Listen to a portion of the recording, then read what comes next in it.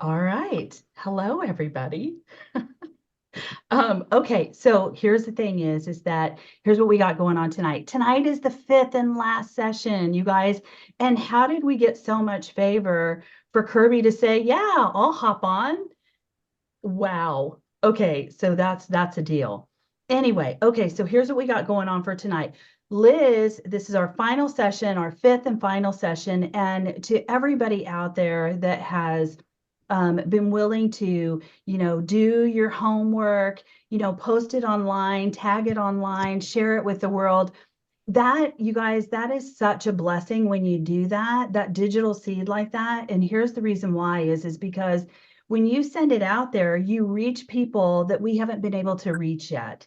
And so it's really important when we do that type of thing. And so this was a good practice run for all of us to learn how to do this because it will save on advertising dollars too.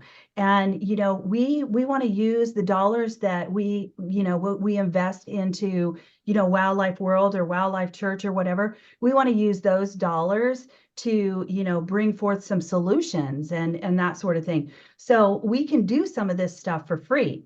And you guys have been doing great at it. So thank you. I just want to say thank you from the bottom of my heart that you guys have been doing this and helping with this. So first and foremost, I wanted to say that. And also, since tonight's the final session, and Liz is going to take it away with a recap here in just a second.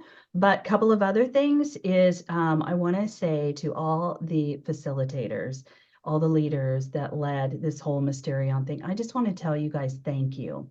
Shonda, Yami, Messina, Dr. Carol, Liz, you guys, thank you. Thank you for being willing to say yes to this assignment, because I do believe it was an assignment for us to, step into this Mysterion 5-week challenge, refresh, however you want to call it. But I just, thank you, you guys, for being willing to do that, because I know that it was quite an effort. So you guys, I want you to give it up for the team, because I mean, come on.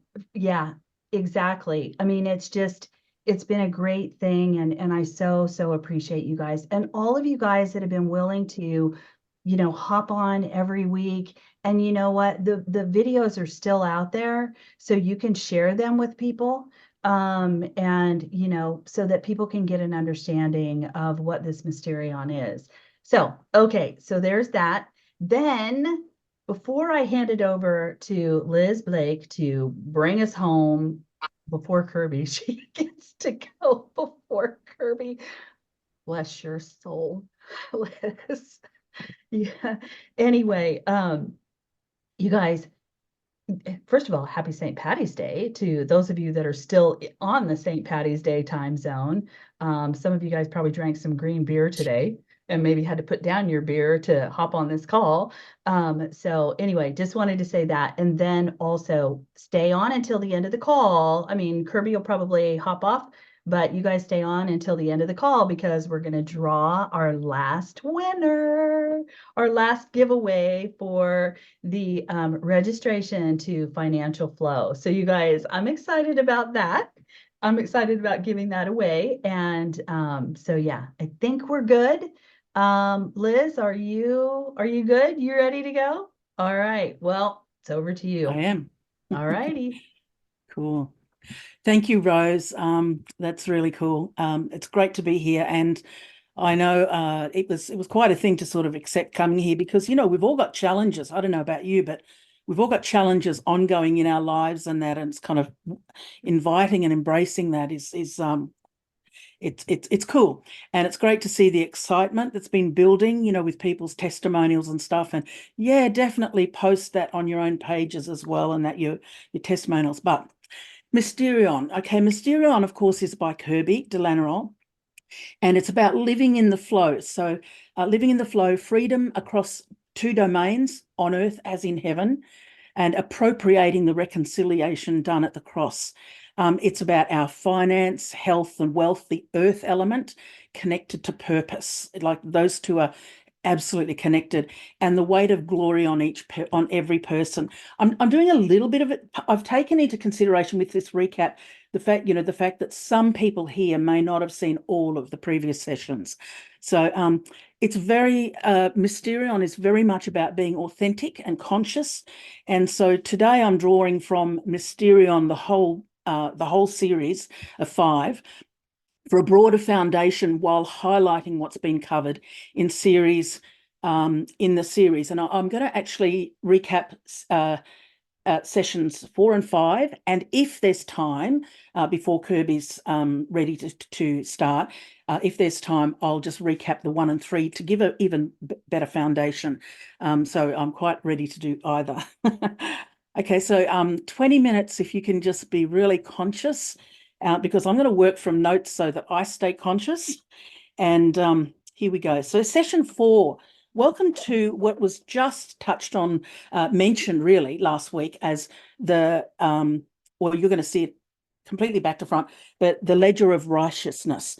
And we went to some trouble to prepare this exactly how, our own ledger of righteousness, exactly how Kirby told us, instructed us to ages ago.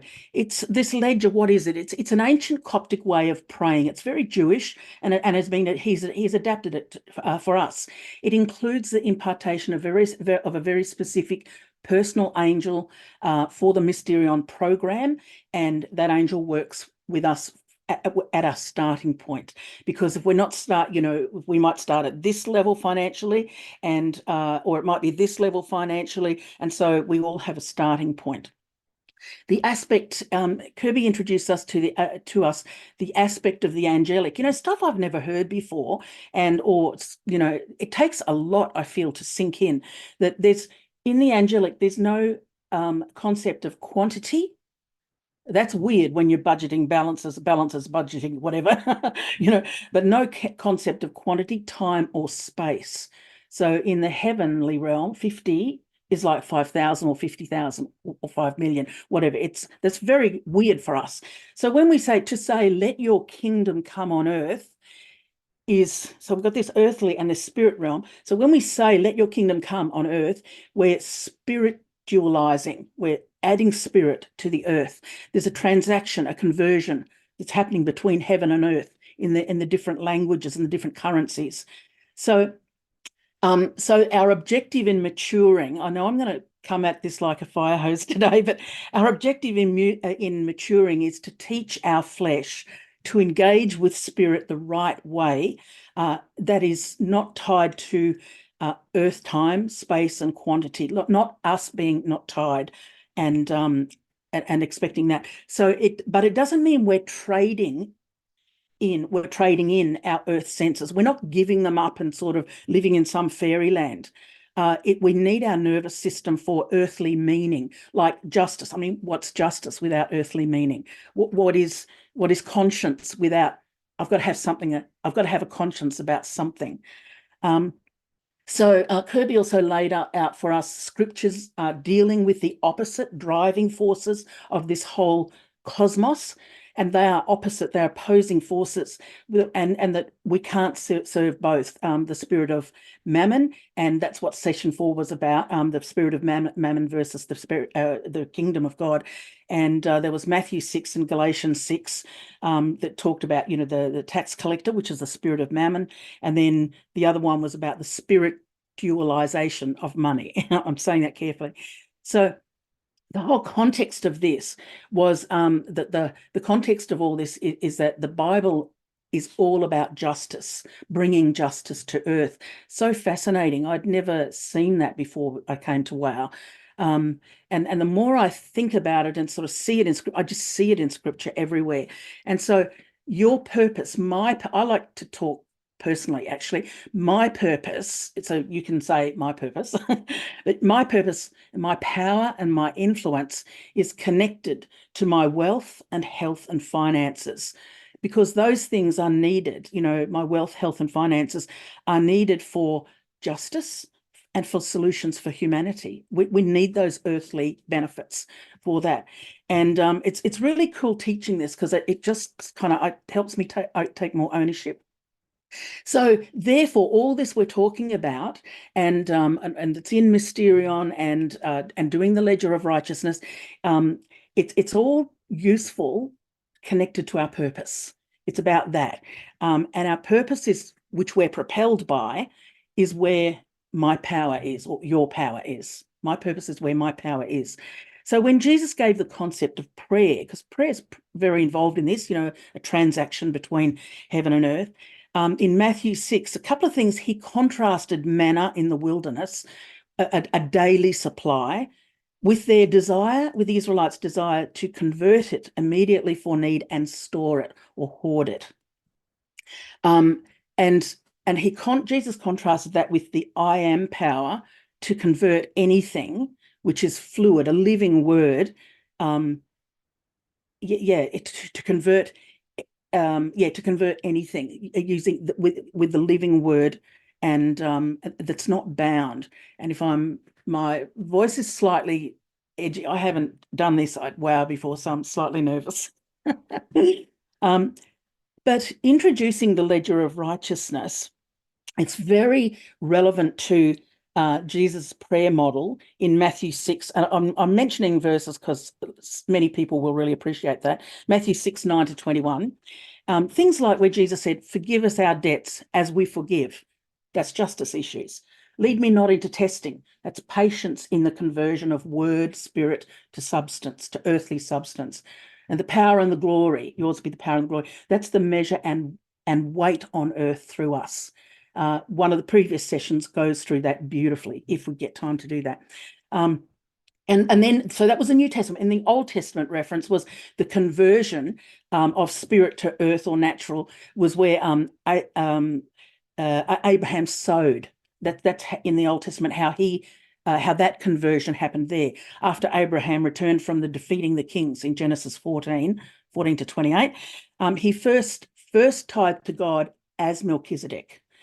And that puts spirit on that money, those takings, that victory, or that full victory, and it quickened that, and then of course he gave it the rest to the men, and God accounted that to him for righteousness. That's pre-Jesus Christ.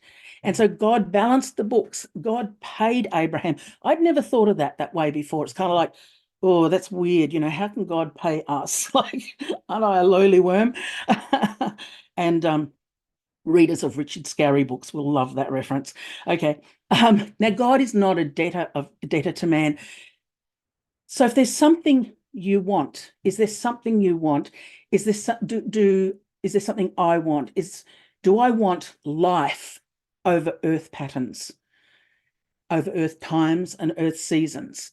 In the ways of the kingdom, we need to convert earthly need, that's quantity and substance, to spirit and heavenly, which is no quantity, time, space, and no quantity, time, or space, but we convert that by sowing. And so I have to give something for spirit to come on it, for it to quicken, to become spiritualized. And spirit is, and this relates because spirit is constantly looking for expression.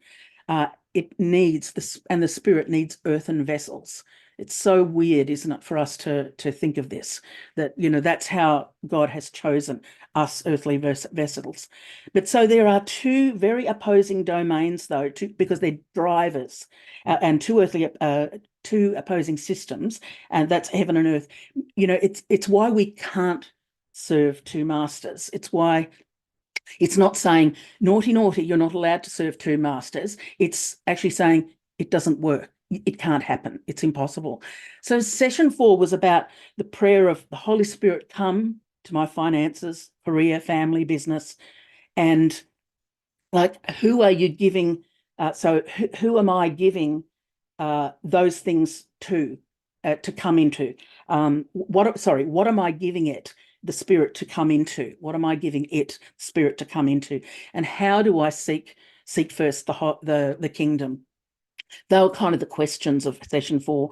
And I know I'm doing these two sessions in more detail because it may be that's all I get to do. But Galatians 6 was actually said, well, how do you seek first the kingdom of God? Galatians 6:2 says, to fulfill the law of Christ by bearing one another's burdens. And that's where church is crucial for that, because how can we bear each other's burdens without the force, the the community and the force and authority of the church. So therefore, to live a purposeful life in community with weight, we need to be thinking in terms of it leads to that we're thinking in terms of solutions to change nations, communities, industries, micro niches. Like, we're not all at industry level or at government level. Many of us are at micro niche level, but that's bringing the kingdom. So session 5, which I'm going to just touch on, I don't actually have to do much with that because it really it comes off session 4. That was called Thinking with Your Mind versus Your Heart. Now, the context to this is debts. So awesome. Everyone's most favorite subject has got to be debts. The earth is full of debts, as well as many other things, but there are debts over. So the context of this is debts over all earth, over all time. That's huge. But of course, I'm in my time, you're in your time. And so that's of particular interest, but it's not limited to us in our time. So what is his part in this? What is God's part in this? And what is my part in this? So the question, we have to answer the question then. Thanks for the encouragement on the side, people. The question is that, who did Jesus pay the debt to? Now, I'd never looked at that before, either. I just kind of accepted what I was told, even if I just never questioned it. That's all, like many of us perhaps. So who did Jesus pay the debt to? To man. And I'm just recapping here, so that's all you're getting. But the blood of Abel is crying out for revenge. That was right from the beginning. It's still crying out for revenge. Man is self-righteous. We're out for payment. It's always, whenever anyone does anything to you or me, it's kind of like, oh, they owe me, or, I gave this, they owe me, or, oh no, I owe them. There's this innate thing. And it goes right to the level of blood, paying in blood, but that's also metaphoric. It's kind of like, it could be someone's courage, or their, for life, whatever. We're always demanding a payment of from people. So there it is. That's what Jesus paid that. So at the cross, Jesus paid the debts for all the world. And in listening properly to the whole series, I picked up a little bit more that Jesus paid the debts to all the world. That's completed. But we have to appropriate it. And that means our choice. So how do we appropriate that? And that's where that helps us actually do it. The ledger of righteousness. But how do we appropriate it? Well, so there is choice. So there's two sides to justice. There's a cosmic balancing of reconciling debt. The old balancing scales. So that's at cosmic level, not just here, not just in my brain. Because, like, how fair am I? I don't know. I try. And I'm trying better than I used to. But so there's two sides to justice. And what's very central at all of this is the heart and conscience. That's the language Jesus hears. So we're to judge in fairness. And when we do that and we develop in that way, God can trust us with his resources, power, authority. So judging in fairness. Okay, number one, first comes Jesus paid the debt owed to me, what people have done to me, and that's what's in the ledger. We tally up we create a ledger over a period of time and a little protocol for that. And where am I? Yeah, so Jesus paid the debt owed to me, what people have done to me. And there's lots of things that have gone outside of our memory, deeply embedded, perhaps numbed out because of the pain and that sort of thing. And I'm not arguing that's just what happens. But as we go deeper into this exercise, we will remember some things, and with the knowledge that Jesus paid the debt. He paid the debt to me. And to appropriate all this, because if you're like me, I want justice for me, probably first, if we're going to be really truthful. So I look for justice for myself first. Okay. But to appropriate, I have to be able to see my brother or sister's glory or weight, their weight in gold, their glory in the same way as myself. I can't discount them. I can't discount them. And in measuring what he or she's done to me. So I have to judge in fairness. So there's that number one, Jesus paid the debt owed to me, and then Jesus paid my debts owed to others. That's a slightly more painful exercise to go through, but it's not so bad, because when we see it, we would write it down with the ledger. There is a little protocol, but when we write that down and bring that out, it's kind of like, it makes it real that Jesus paid the debt for that, and we can pray for them. We can appropriate that. My job is not to redo Mysterion. I'm just recapping. Okay. So, and how does that look though? In Mark 11:23, there's things going back to things like Jesus says things like, again, forgive us our debts as we forgive others. If you forgive others' trespasses, your Father will forgive you. If you don't, neither will he forgive you. Then after that, he says, whatever you ask, then whatever you ask, you will receive. So God can only do according to my heart, really. So the protocol of the ledger of righteousness gives a process. It's to do with others, debts being paid to man. There's a 7 days of balancing the heart, writing it in the ledger with balancing heart with equal scales, quantifying the debts and credits. Debts that people owe you, owe me, credits, things you owe others, intentionally or not intentionally. That's very cool, because they did get something, something taken from them. So, and then there's, a period of 7 days of rest, and then 7 days of engaging a new vision of what you want. And this is the part perhaps that is easy to forget, but engaging what I want. Okay, where do I want this to come about with the justice? How do I want the justice to come back to me, specifically? And that's engaging using breath, and with the Jesus name on our breath. The breath is the spirit on it, and with feeling and emotion. This is a whole session, of course, but doing that locks it into our nervous system. And as Westerners, we often don't do that, because it's kind of like, oh no, just give me the information. And then we don't do stuff. It's kind of like, I'm too busy to feel stuff and all that. And I know this thing well, but we need to do that, because that's what the angels hear. They hear, and the angelic, not just angels, but the heavenly realms, which I understand now, is they hear that. So the cross is the great converter. Like, did I say anything new?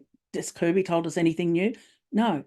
But we've been taught in a much more rich way, a much more enriched way, how the cross is a great converter, and how we can be part of justice for everybody, in me and others, in our finances, relationships, work, and health, and in our part, that we do everything in conscience, and that's Jesus' measure.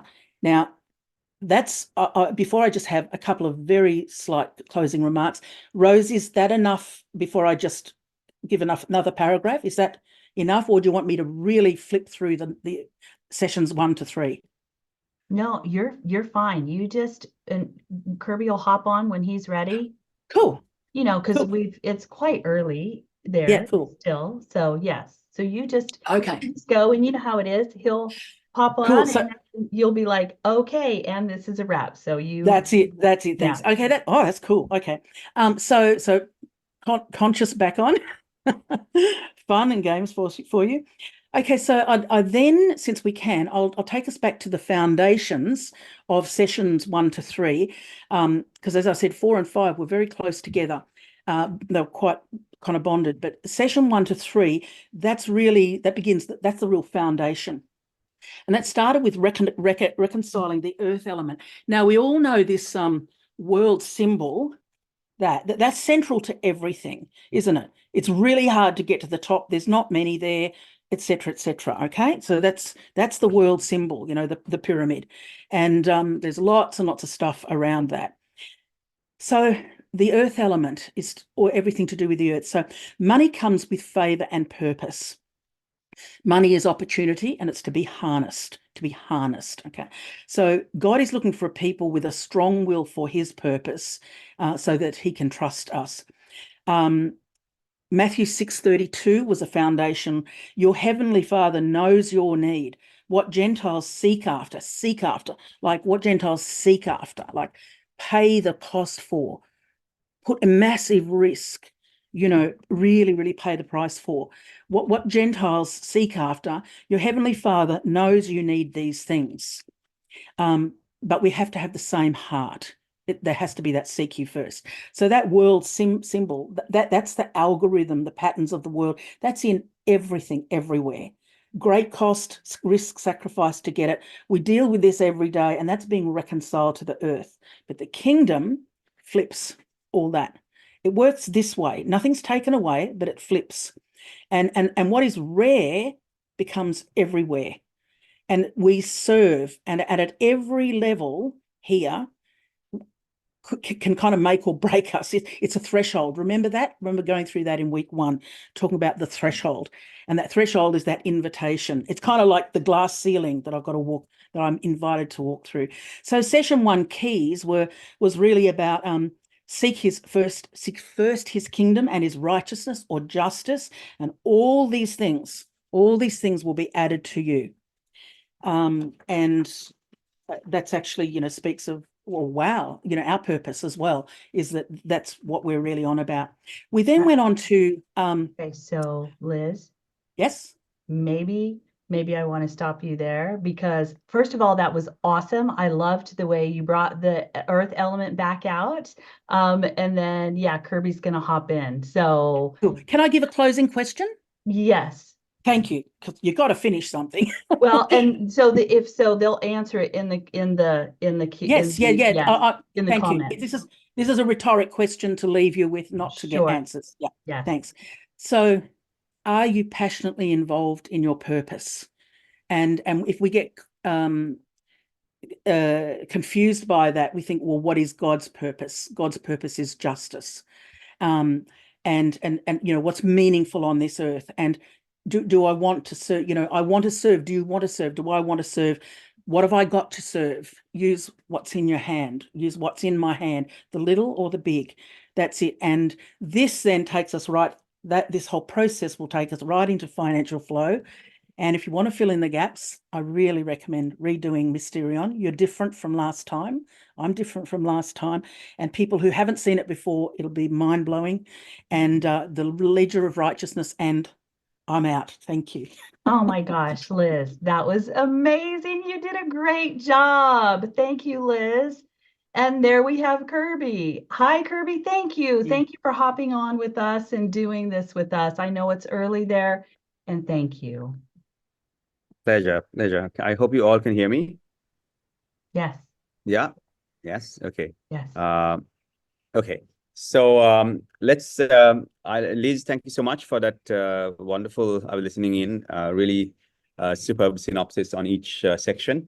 Thank you so much. And the question, I think, is where we will start from, is are you passionate about your purpose?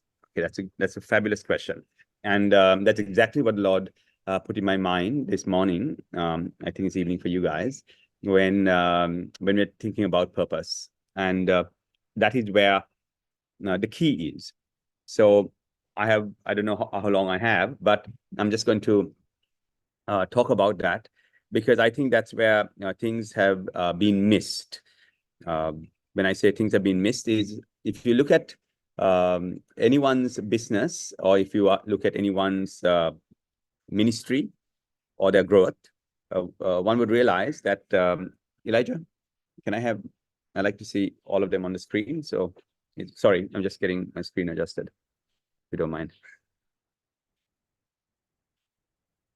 Yeah. Can I have a bigger screen? Yeah. Oh, that's great. Yeah, super. Okay, nice to see all your faces. Okay, so if you ask anyone what they are missing, and I had this missing much in my life when I was called by the Lord at a very young age to serve Him. But I would go in at different times and seasons of my life and want to serve Him the way I wanted to serve Him. Okay, now this is the biggest problem that I'm seeing with many Christians. There is a gentleman who is with me. I don't know if he's on this call. He's in his 70s. Okay, when he first came into the business world, he made a lot of money. Did government tenders, built infrastructure in this country when infrastructure was not there. You can imagine the amount of money you make when you build dams and bridges and roads. And so that's what he did. And he made a lot of money. But as he started going down his career, he realized that the power he had and the favor that he had started reducing, and he realized it became a struggle. And of course, for a long time, he lived with the finances that he had saved, because he made a tremendous amount of money. Just imagine, okay, at a young age, and so you live all your life with like this amazing amount of money that you made when you were young, and you all can always telling the stories about your past, and you can always talk about, when I was younger, when I was 40 or 50, I made so much money, and I was in the market, and I was a corporate giant, and I was doing all this kind of stuff. I'm just giving my dear friend's life. But when he came to WOW, he's been through many, many churches. And he was always very recognized in the church world, simply because the church world, because of who he was. Okay, he's a very wealthy person. And but anything new, he didn't have the ability to generate. He didn't have favor.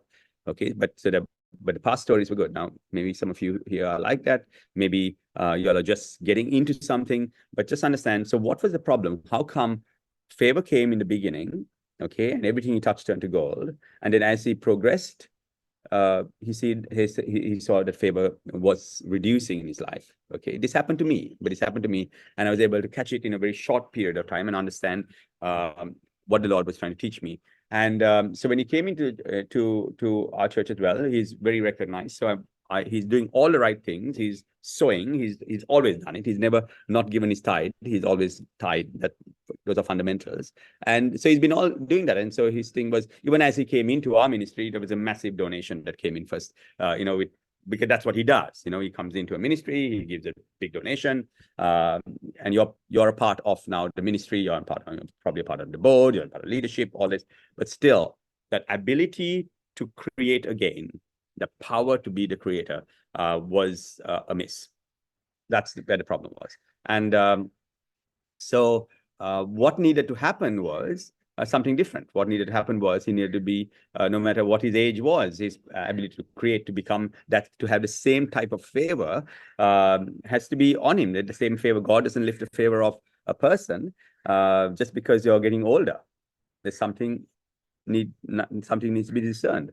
And I remember sitting with him many times, because once you're used to a certain pattern of doing things, then you'll always want to work like that. You'll think, well, I'm serving God. And so many stories in the Bible, you see that God accepts an offering and doesn't accept an offering. That's Christianity 101. There's a God that will accept an offering. He doesn't accept an offering. The God has not changed. We have, and we're still trying to force one type of offering because he accepted one part of our lives, and then we're trying to force the same offering back to him again. And he's like, hey, you know what? I'm not interested. Okay. And this is what we need to understand with our life. Our life is an offering, a sweet smelling aroma and sacrifice unto him. And so meaning and passionate about your purpose is very crucial. My friend, who is on my board, after heeding my advice, finally last 6 months ago, he worked on it for 1 year. He made, in his 70s, in his latter age, and that's the story. Everyone talks about it. Your latter days will be more glorious than your past, they say, right? And then you're getting older, and you're thinking like, oh boy, I know, is that really true? Can that really happen? And I remember the time I had the energy and the power and the might to make something happen. And it's not like he doesn't have problems. Please understand. I mean, there are so many issues that he's going through in different areas. But the fact of the matter is, financially, and this is about finance, okay? It's not about anything else, okay?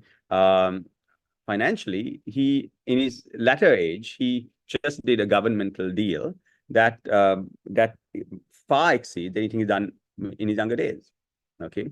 How did that happen? And that happened, I mean, I have time here in Sri Lanka for people to sit with people and talk to them.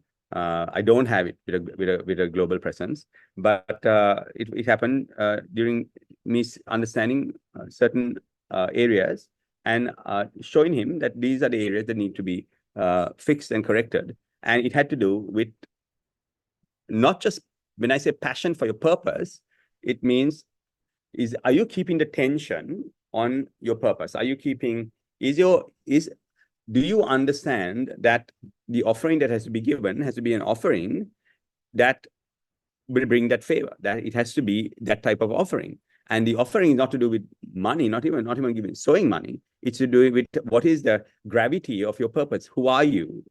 Who are you in the system? And that's, I think, the key.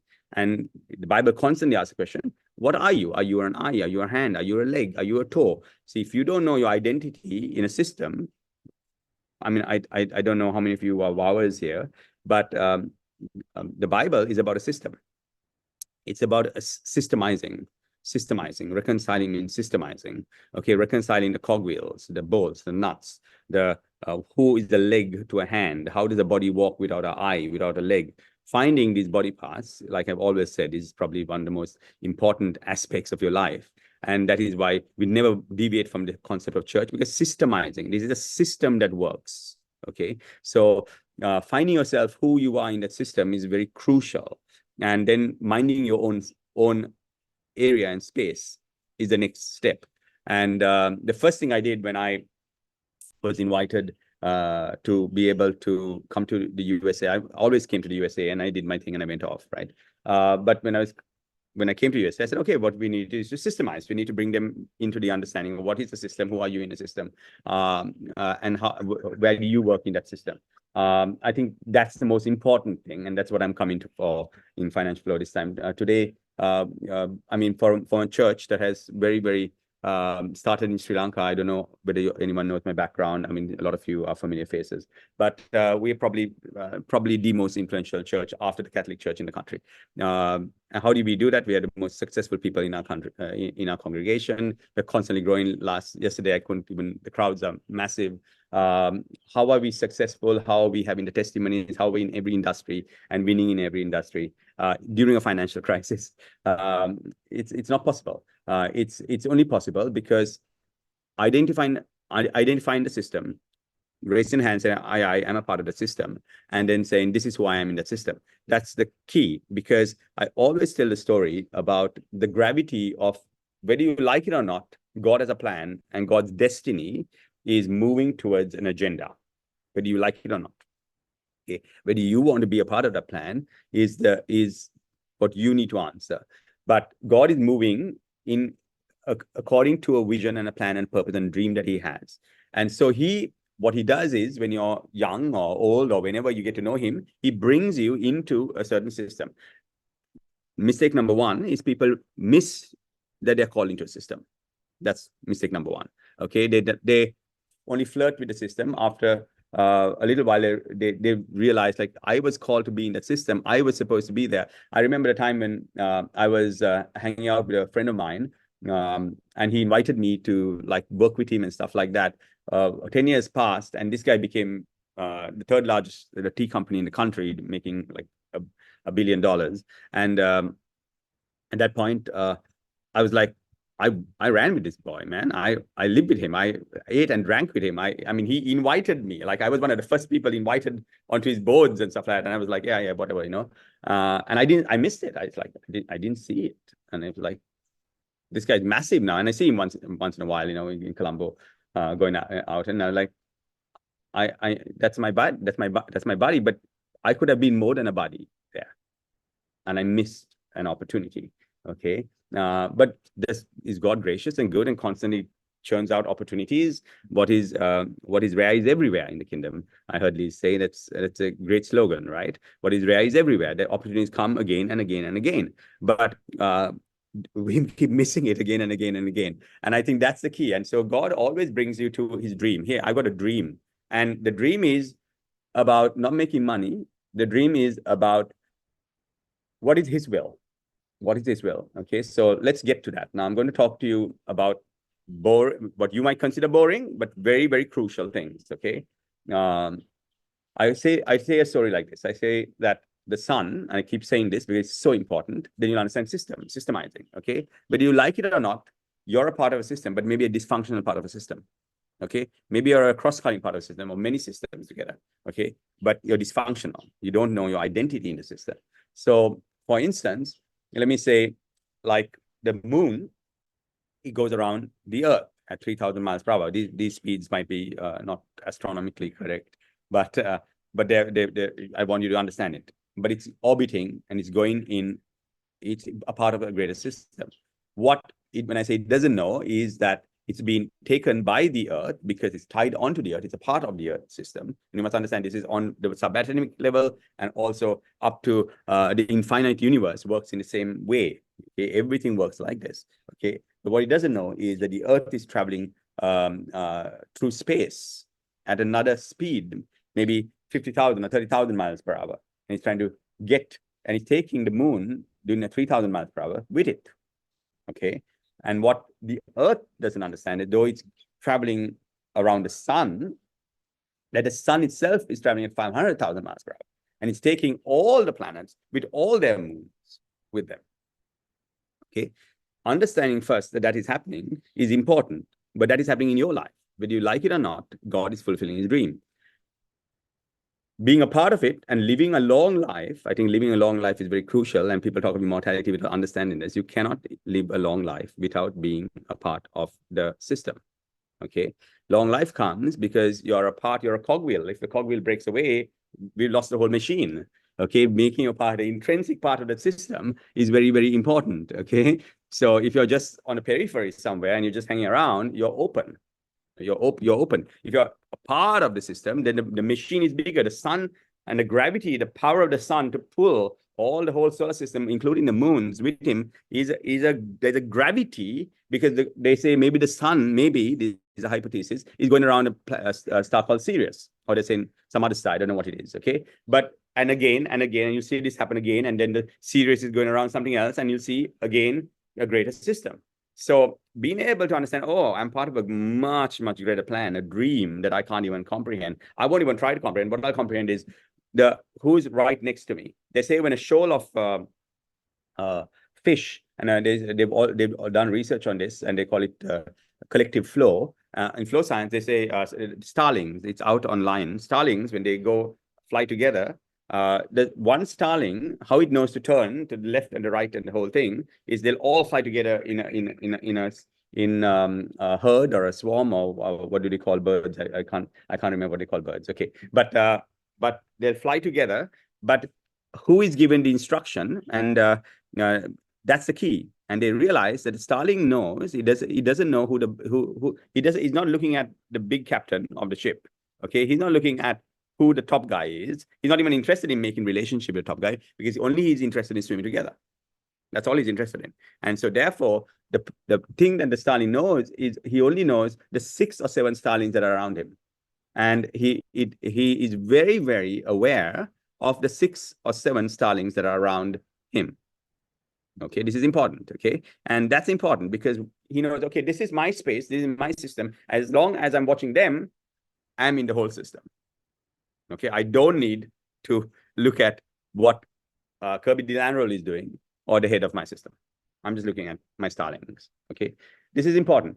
Okay, so I think that because we don't understand systems, we want to always try to see what is so and so doing, right? And I think understanding our position, where we are placed, is very, very important. Let's put it like this: God has a dream. Okay. Let not my will, but your will. Your ways are so different to my ways. Lord, what is your will in my life? Why am I sitting here? Today you're sitting here. There's 187 people sitting on with this strange guy who's come from afar into a strange land. And he's talking to us. So what is this about? Like, how did I get here? Is a good question. Okay. Next question is like, okay, so what's my purpose? Good question. Right?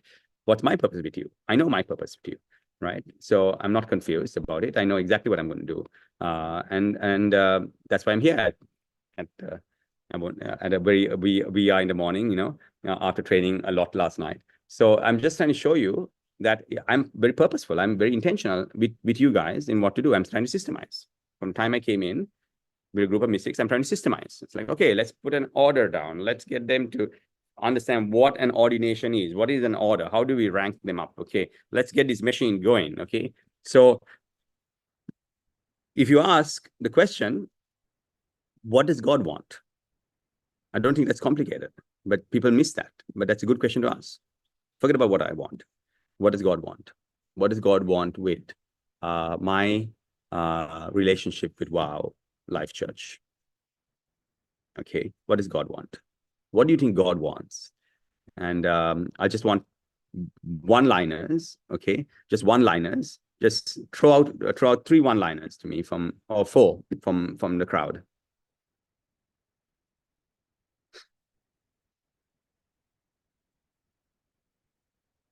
One-liners. Come on. Connection with others that are powerful. Connection with others that are powerful. Yeah. Okay, great. What else? What else? To be your true self and who you are and not who you think you need to be. Okay. True self. Okay, that's great. Okay. All right. What else? Teaching others to follow the ways of Jesus. What was that? Teaching others the way of Jesus. Very good. Yeah. All right. Okay. His reflection. His reflection. Okay. All right. So Justice. all of them are right.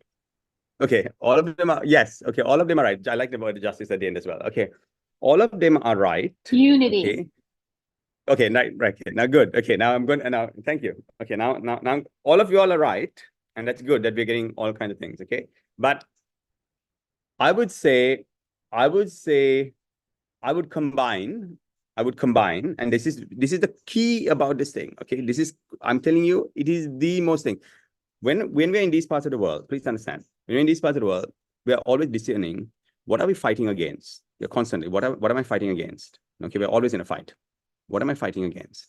And then I look around the terrain and I say, okay, I can see the demons. I can see the adversaries. Okay, I can see men, spirits of men. I can see spirits of demons. But I don't want to be fighting against God. That's because you start fighting against God, you're in big trouble. Okay. And can you fight against God? Yes, of course, 100%. Okay. 100%. And I think a lot of Christians fight against God. Okay. And their restriction is not by demons, because demons come under authority, they come under rank. You can't put God on your rank. You can't get him under your authority. Okay. You have to come under his authority. And a lot of times you're fighting against God. And that's the big aha moment that you'll realize that all things open up on this one thing. And that comes from this question I asked you. What does God want with my relationship with WOW? That question, answering that question is important. And I believe that according to the Gospels, okay, go out to all the nations, okay, and preach the gospel. Okay, there's nothing, it's called the Great Commission. Okay, we stand on apostles' doctrines. We don't. That right there is the key to your question. You move away from that, okay, and you will be out, or you'll be not working cogwheel, or that's the key, okay. If we don't understand that you have got an amazing, absolutely mind-blowing opportunity, do you understand how difficult it is to even enter a country like this? It is impossible. Like, you have to come on a level. Do you know the level of entrance that you come into when you come into Sri Lanka? Do you understand the level of entrance that God has given you? Do you understand the people that God has given you, your inheritance, to be able to take the wisdom of the gospel into a nation that doesn't know him? Like, the level is unbelievable. Like, anyone else could invite you into, like, hey, come on to my church, come on, let's preach the gospel, let's win some souls. And it'll be like, okay, come, let's go to this little place, and we can maybe win 1-2 people. We take you into like top down. Okay, and that's the authority that God has given you. But now a lot of people don't see that as their inheritance. They're like, oh, that's just good for Kirby. And you know what they try to do? The biggest mistake, or let me try and fabricate that in the USA. Big mistake. That's a mistake. Okay. Or let me try and do that, what Kirby is doing in Sri Lanka. Let me try and do it in like, oh, you're part of a system. Hold on. Like, why do you want to take what I'm doing? Okay. And then try and do it there? Because it's like, here's a cogwheel doing something. Okay. Paul says Paul argues with the church on this point. He says, guys, I am plowing the field. Like, aren't we worth the wages that we are plowing? Like this, Paul argues with them. He said, don't muscle the ox. Paul asks the church because he understands how the church can get stifled. And he says, we've got a field and we are in this thing like, wow, if we get this right, we can go to India. We've got 1 billion people over us. Like, let's go in here with everything we've got, with all guns blazing. Yes, we got in at the highest level. Like, it's like the biggest breakthrough that anyone can ever have. But people don't see the opportunity because they're not thinking for God. They're thinking for themselves. Yeah. But if God sees this opportunity, when God saw me and God saw wow, and then God saw you, he's like, guys, dude, 1 billion people that doesn't know me, we've got in at the highest level. We've got in, guys. We finally got in. Come on, guys, let's do this. Let's get this thing going. We've got in. You see, and the head, the apostolic, pushes through because it's completely backed. Okay, now what happens is energy is conserved in the system. But if someone says, okay, let's take this thing now, let's do this here. Okay, what's going to happen is the whole energy that we're doing, and me, like my morning gets wasted. Like this today, I have leaders who don't meet me for a year. Just get that. I have leaders who don't hang out with me for a year. Okay, this morning could have been breakfast with one of them because they get the machine. Okay, it's systemizing something. I'm going to show you something, and turn with me to James. James 4:1.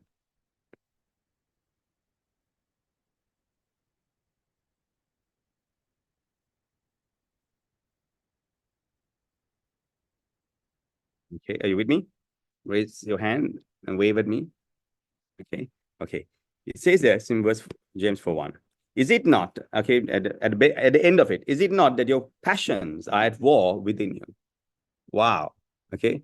Is it not that your passions are at war within you? You desire and do not have. You see, you desire and you do not have. You murder, you covet, you cannot obtain, so you fight and quarrel. You do not have because you do not ask. Okay, now watch this, and this is so important. And this is why I ask, like, can we fight against God? This is New Testament, right? You ask and do not receive because you ask wrongly to spend it on your passions. This is really cool. I love this statement. Okay, and it's amazing. And then he goes on to explain, and these are very strong words this is all New Testament. Okay, you adulterous people, do you not know that friendship with the world is enmity with God? Therefore, wishes to be a friend with the world makes himself an enemy of God. So this is not about being worldly. Is it about being worldly? What does he consider the enmity or the friendship with the world? The asking. The why. Why do you ask? That's what he considers enmity with God. Friendship with the world. The friendship with the world is not going and having a glass of wine or smoking a cigar. And that's not what he's talking about here. He's talking about the asking, what you ask, why you ask what you ask for is a miss. Because the reason is because what you ask is not according to the why of God. That is the crucial. People say, oh, no, you can't be friendly with the world. Oh, Kirby, you're not going to stop drinking and smoking and this and that. Like, dude, my leaders, okay, I'm sorry to say, okay, they're nothing like these Western leaders, okay? They're not as holy as them. Let's put it like that. Okay, they're not as holy as some of these Western church leaders. Western church leaders are super, super holy, much holier than my leaders. I'll give it to you at any point of time. Okay, not me personally. Okay, but I know my leaders. I'm really sorry if my leaders are listening in. Okay, but my leaders are extremely successful, and God answers their prayers. He'll answer their prayers. But they're not holy. They're not holy. I live a much holier life than my leaders, and I don't expect them to live the life that I live. But my leaders are not. My leaders are like, if you like something like, like according to this, if you read this the wrong way, you'll consider them in the world. Okay, this is about a why. Why do you want? That's the key. Okay, that is the key. Okay, that's why you'll become a friend of the world, depending on the why. That's all. Just depending on the passion for your purpose. Just depending on the why. You ask and you do not receive because you ask wrongly. You ask amiss. Okay, and that is the key. So my question is this: like, what did I tell my friend, okay, when he was sowing and giving, that changed his direction? That's important. That changed his direction and made him close one of the biggest contracts in the whole country. Why did we do it? And this is just one, just story. We're doing all of this. Okay. We do a lot of this stuff here. How did he have that favor back on his life?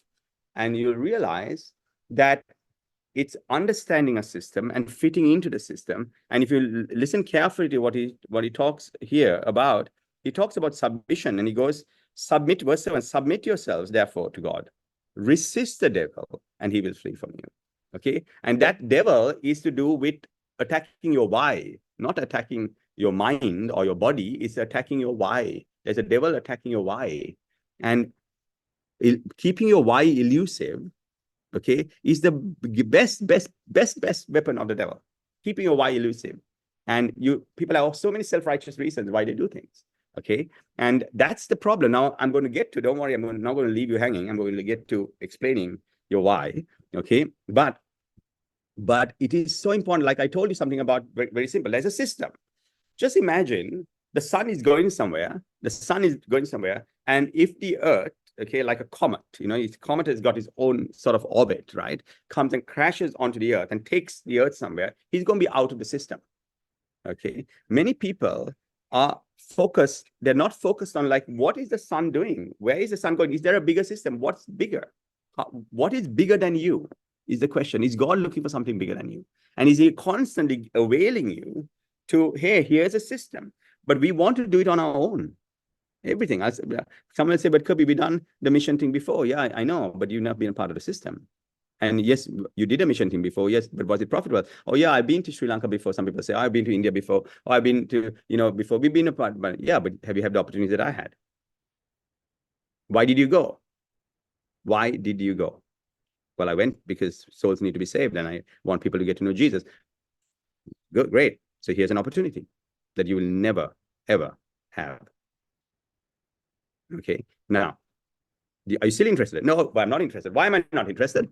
Because I want to do it my way. Oh, fine. You go and give your offering that way because God brings you opportunities.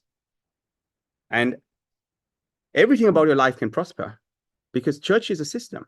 Church is not a maverick out on alone wanting to do what he wants to do and offer to God. There were so many people, thousands of years, God has seen that. God has seen that for a long time. He's seen people offering things to him on their own a long time. But fortunately, God has not left us. God has given us you, if you're sitting here today. Well, the question is, some people ask me, like, I would always look at my people as the best people in the world, including you.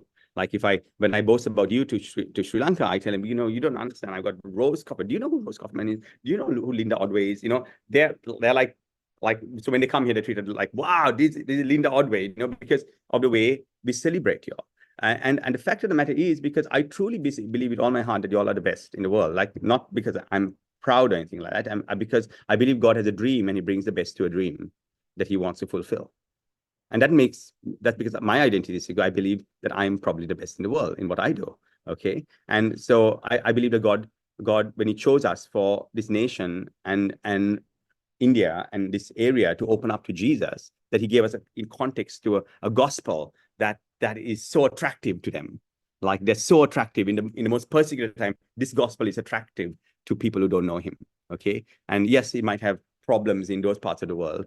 Okay. But God is not interested. He's interested in getting this context out throughout the globe. Yes, reforming the church, but he's not interested when someone likes it or doesn't like it or whatever it is. You got caught into it.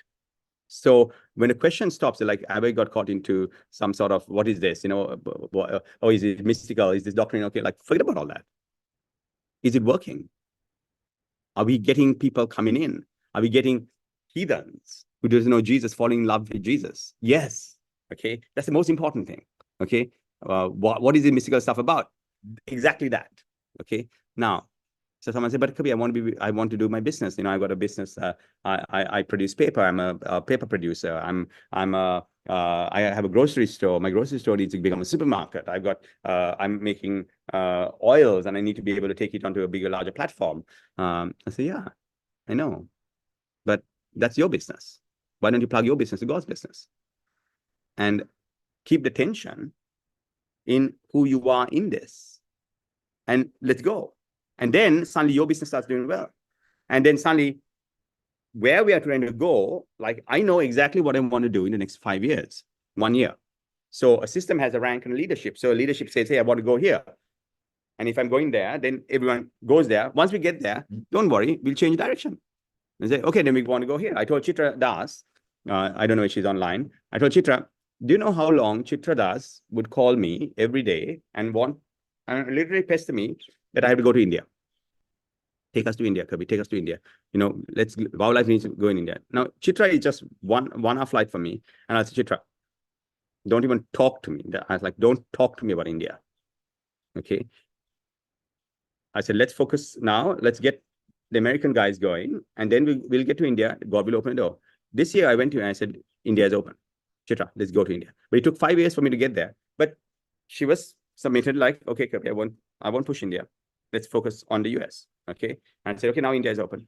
Okay. I'm saying, okay, now Australia is open. We're doing a few things in Australia. And so there is a plan that we are completing and everyone moving towards a machine. And then your dream, your grocery store becomes a shopping mall because it's plugged into that dream. Becoming a shopping mall is not your passion recipe.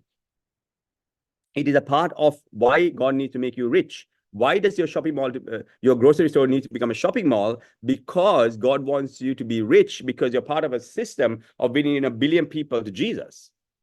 And you have got a well-oiled, sharp, powerful machine getting that thing done. So now let's plug in, get it done. You see, that's the key. Because now there's gravity. You don't want to get there alone. There's something pulling you. You're not alone anymore. The moon, though it has got its own orbit, is pulled. There's a gravity, and success is a gravity. It's a state of flow. Despite you got your own orbits, you're pulled into something powerful. And that gravity comes from a machine. It doesn't come from you being alone, right? Okay. So, okay, let's put that aside, and let's talk about how now. How do we plug in? How is that plug in? How is that why? How is the why plugged in? Okay. The key. Okay, this is important. Okay, this is the mindset and understanding. You know what an accident is? An accident is when something happens that yet you were not expecting in life. And accidents happen in life to people. Okay. An accident can happen in your business. An accident can happen in your life. Accident can happen in different areas. We hate accidents because it wasn't planned, right? We've had people have these accidents in our lives, and we are always questioning and asking, like let's look at what happened there. How was something not covered or protected? Okay. Now, you won't believe the amount of prayer covering that we have. You'll be amazed. Okay.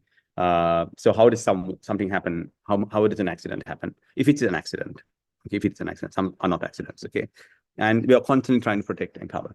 Now, an accident happens and I'll just give you a cycling example. You know, we go cycling for Ironman. So when you're cycling, we are always trying to keep with the pack. Okay. But there is a time when we get tired when you're cycling. And what happens is, why an accident can happen is because the intention and the focus suddenly is dropped. And then someone finds himself unconscious without intention, without passion, without focus. And he sometimes is alone, but maybe he's already with the pack itself. He's running with the pack, but he's lost attention. He's lost intention and he's tired. And then suddenly an accident happens. Okay. This is important to understand why a person can start doing really well financially and part of a system and all that. And suddenly he realizes favor has dropped. Favor drops because the tension has been dropped. The intention has been dropped. And therefore now you're open. You're not a part of the flow of the pack anymore. You're just another part of it. And therefore, certain things can happen. Okay. So how do you get your intention back? Yesterday, I was at the healing service, and I was watching all the projects these guys are doing out there, great projects and stuff like that. And I was saying, Fiona, again, you can start doing something, and then it becomes religion again. Oh, what are we doing? We're just helping the poor. Oh, we're just helping the poor. And something not right. There's a religious spirit that has got in. A religious spirit is a spirit of dead works. Okay. And if it gets in, it's death. It starts destroying the system. So we're very careful. Even the way we pray, that's why I have 7 different prayer protocols, and we keep changing it around, because a person starts praying and praying and praying and praying, and then suddenly a religious spirit gets in, finished. Okay. So you have to watch out for religious spirits. People don't watch out religious spirits when they pray. I can't believe it. Some people just pray and they have these covenant prayers. And I was watching this one guy, he's got covenant prayers. And I'm like, yeah, but he's going to get religious. And then a religious spirit gets in, that's death that gets in. Okay. You can't have dead works. Okay. You have to always keep the intention. I've seen what happens when the intention is lost, the whole system starts crumbling, and the direction and the momentum of the system is lost. Okay. So I don't ever want to do that. I don't just want to relate with people. I just don't want to have grow crowds, you know, like we've got a purpose. Okay. If the idea was to come to America, if my idea was come to America and become famous, that's a different story. That's not. Okay. My idea is to get America to understand the opportunity of reformation. America to understand, guys, when you send missionaries out, okay, there was a chart I saw, someone did a wonderful chart sometime back. It said, when you send missionaries out, your economy rose. Okay. Why did your economy do well? Because your missionary, they said the proportion of missionaries sent out and the rise of the economy, because people are going out with the intention and a mission focused attitude. You see? So that intention, so you stop sending missionaries, you see the economy start coming down. Why America's mind suddenly is internalized. Oh, let's look at ourselves. Okay. Like, no, hold on. Don't worry. You focus on the mission. Like, why were you raised up? Why was America raised up? Okay, it's a good question. If you ask why America was raised up, you'll see the dream that God had for the world when America was raised up. That dream is not dead. The dream is alive. What's killing it is the church. Okay. The dream is still alive.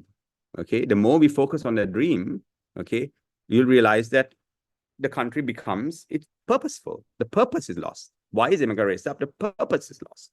Okay. But if you still start focusing on the purpose, it prospers. Okay. So the intention is very important. We don't want an accident. We want people to be, okay, rallied into the same intention, the same flow, and say, hey, what needs to happen in the next 1 year for you to fulfill your mandate? Isn't that the way you run your companies? Just imagine you're a chairman of a company, okay? And the company needs to prosper. And then the marketing teams and all that, they've got their different agendas. They're like, oh, no, but we want this department and this department. And then suddenly the head can get restricted, okay? But what happens if everyone says, hey, what is the vision of the company in the next 1 year? What is the vision of the company in the next 10 years? Okay, how do we get that job done? Let's focus on the job. Okay, and in the focusing of that, the departments prosper. Okay, every area, every person starts prospering because of the momentum of where it is going. So the question that needs to be asked is, like, do I know where we're going? We asked, what is God's heart? Okay, we decided that. Next question is, what is Kirby's heart for WOWLife Church? What does he want done? What is in his mind morning, noon, and night? Knowing that, I think it's very, very important. Like what does he lose sleep over? Like, I don't want him to lose sleep. That's a good question. I don't want Kirby to lose sleep. He's on a mission. I want him to be able to fulfill his mission well. Okay, that is a good question to ask. Okay, and if you don't have to be a part of WOWLife Church, whatever church you're in, ask the question. Okay, an apostle understands where he's going. God gives him a dream. Okay, you're called into a dream that God has that is passed down through a system. It's called the body of Christ. Okay, each body is unique in their calling. Okay, and then asking that question is the most important thing. Now, how do I fulfill that? I want to fulfill that. I'm going to live. I'm going to live. Lord, the only sole purpose I'm alive, the sole purpose I'm alive is to fulfill that dream. Man, I'll tell you. That's it. I told my friend, what is the sole purpose you're alive for? Okay. And they're like, what is it? Okay, my children, I got right. To fulfill the vision that God has given Moses. Let's get to promised land. To fulfill the vision that God gives different leaders at different times. And at that point of time, you realize, oh, this is what submission looks like. Okay, I got to fulfill that vision. What is that vision? Can I know what you want to do in the next 1 year? My life, everything in my life is about fulfilling that vision. Okay. Once we get there, we all celebrate. Wow. And I'll tell you, we'll get there so fast like this. Okay. And then we'll say, okay, what's the next vision? What God's saying next? Where do we go? And then everyone is prospering. Everyone, the cogwheel, the machine is well oiled, it's moving, and then their dream is fulfilled within the system. Because your dream is, if you're a cogwheel, you have cogwheel dreams. If you are a nut, you'll have nut dreams. If you're a bolt, you have bolt dreams. Okay. That's the way it works. If you're a spring, you have spring dreams. Okay. And spring dreams will work for you because a spring is given a dream. Okay. And suddenly you become the best at what you do. You have become, if you're a musician, you become a rock star. If you're a grocery store, you become a supermarket. If you're a corporate VP, you become the owner of the company with shares. If you're a lawyer, you become a partner. Everything works out. Because finally we're going in, what is the sun? What is Sirius or the sun thinking? And we go on there, and therefore now we are one with the whole system. We're not fighting against a system. We're not fighting against God and his dream in our lives. He has a will and a dream in our lives. Okay. And he introduces people from strange paths and strange walks. I'm very used to it. Okay. And then he says, okay, let's fulfill it, guys. Come on, let's go. Let's get this job done. And asking that question is very important. And that's what I asked my friend. I said, okay, because he's a rich guy, and he's used to coming to churches, sowing a couple of $1,000 and more than a couple of $1,000. Okay, just to tell you. Okay. And being good friends with pastors, because pastors are friends with people like that. They get them on the boards, and this guy's good, he gives money, come on, sit by my side. Okay. And he makes decisions and stuff like that. Like, yeah, but Kirby, I have a lot of money, but where is my new oomph is gone. I don't have I can't close the new one. Like, why? Like, good, you've been on my board for a long time, let me talk to you. Why are you sitting here?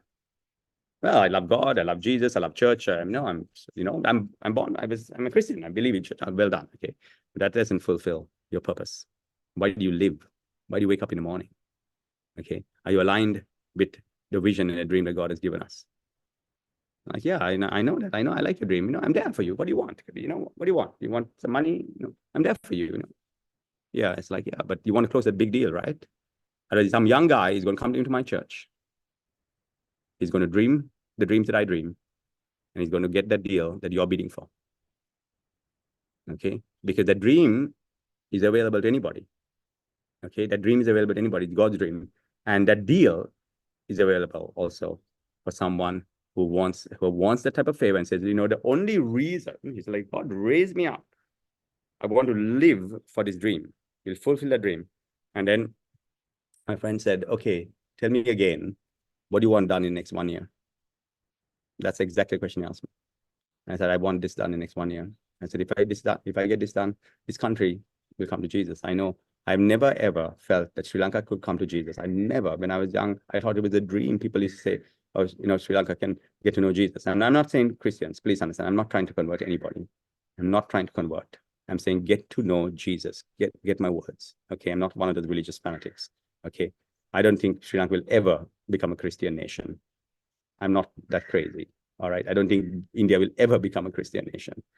Okay, but it will become a sheep nation. And sheep nation is a nation that values believers and Christians, and they will take them in the highest council, just like Persia did, and previous years, just like Egypt did, and that they will prosper. Nation will prosper. India will prosper. Sri Lanka will prosper, and they'll prosper on the values that are according to God's values.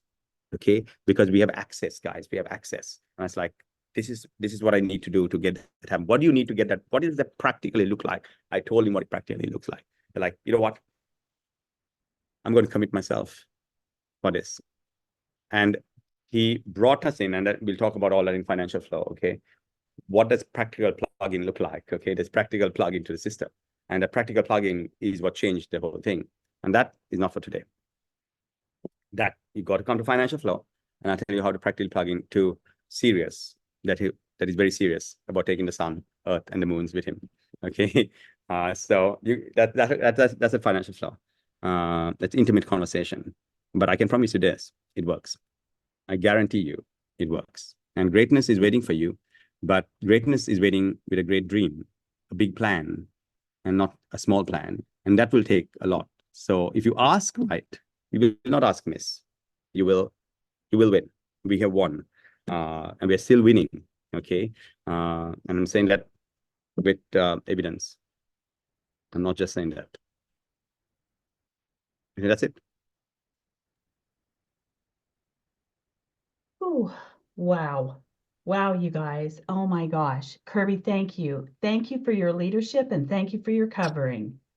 And, you know, I would just challenge people just to lean into what we just received and take it Yeah. and own it. Take it and own Yeah. it, you guys, because there's not anything else like this. So I just want to challenge everybody just to grab a hold of this and just, you know, take it in practically. Just take the next days before we get to financial flow and embrace what you just grabbed a hold of, what you just got offered up to you, because you just got served up a platter. You just got an opportunity to come and sit at the table and eat. So why are you here? And what is the opportunity that you were just served? And are you going to say yes? That would be my question. And Rose, this is not about me. I'm not saying, I'm talking for all apostolic leaders across the world. Okay. Sure. This is not about this is what we are doing. This is WOWLife Church. Okay. You can, to be a part of our movement, you don't have to let go of your church or anything like that. You can be a part of it, but you're part of a greater purpose. But if you don't want to be a part of us and you don't like what we are saying, it's okay. That's completely fine, because, but you need to find out, are you a part of a system?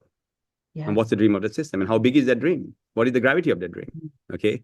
Does it have these nuances or these points in that dream? Because there are churches out there and they're not influential.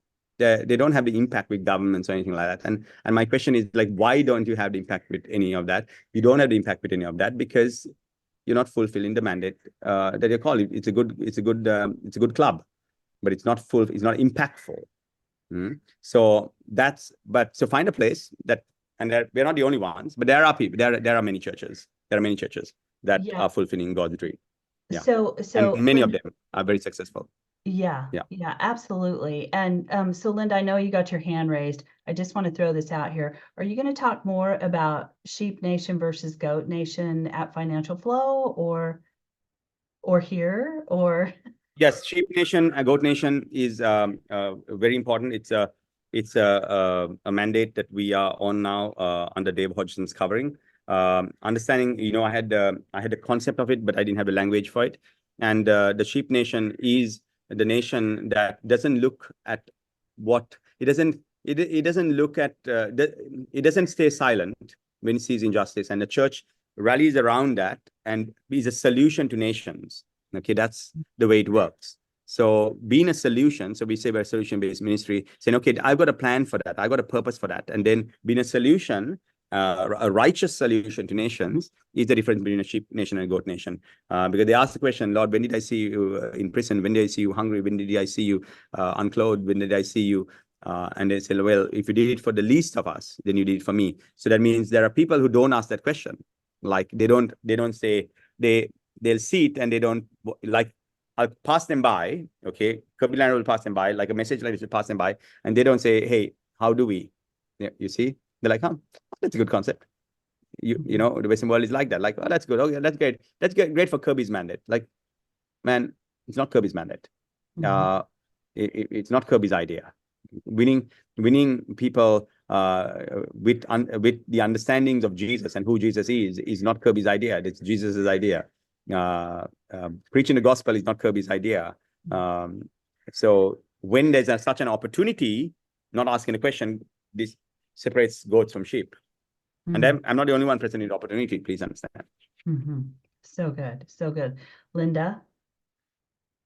So I just want to testify that literally from 2019, when we met Kirby in this message, and he said that the 5DP alone would have you going into the Kirby vortex. And I had no idea what a Kirby vortex was, but I was willing to learn and willing to give and willing to be committed to this movement.